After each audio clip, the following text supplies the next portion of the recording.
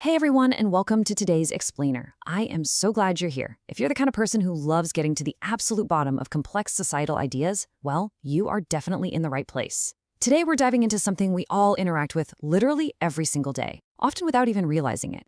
I'm talking about identity. Specifically, we're going to unpack this fascinating, kind of tricky dynamic that trips people up all the time, the difference between nationality and ethnicity.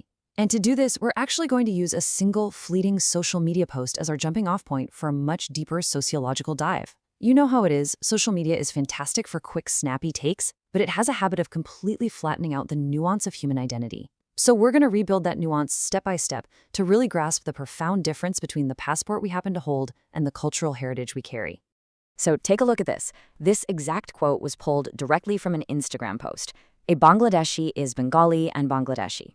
Now, if you're just quickly scrolling through your feed, waiting in line for coffee or whatever, you might just double tap that and keep moving.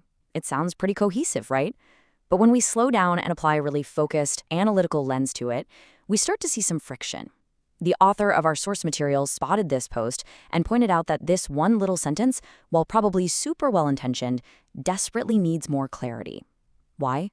Because it casually takes two fundamentally different categories of human identity and mashes them together as if they're the exact same thing.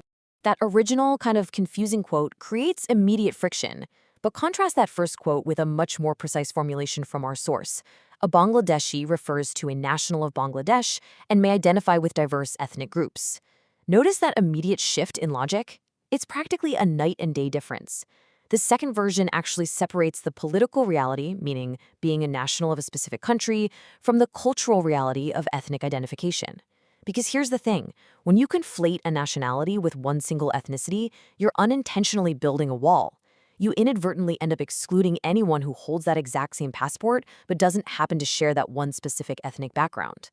But using language accurately, that opens the door right back up for true, genuine inclusion. And the absolutely crucial point here is that Bangladesh, just like pretty much every single country on Earth, is not a monolith. Not at all.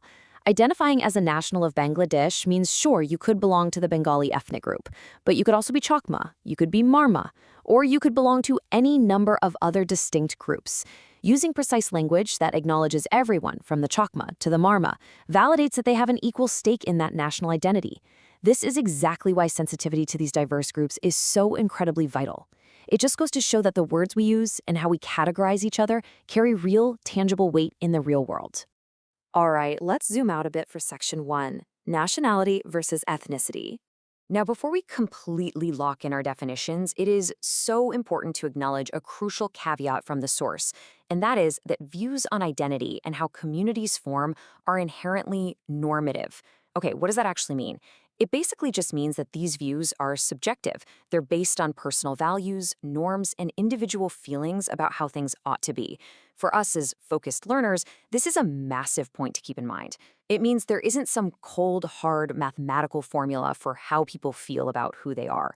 People's perspectives on their own identity are naturally going to differ, and we have to respect those differing perspectives as we analyze how these concepts interact. Keeping that respect for individual experience in mind, let's look at the functional definition the text provides us. A country is defined at its core as a political entity within which multiple ethnicities exist. It really helps to think of a country not as one giant, uniform culture, but strictly as a political container. Inside that container, you have borders, laws, a functioning government, and yes, a passport. And within that exact same political container, a huge, rich tapestry of totally different ethnic groups lives and breathes.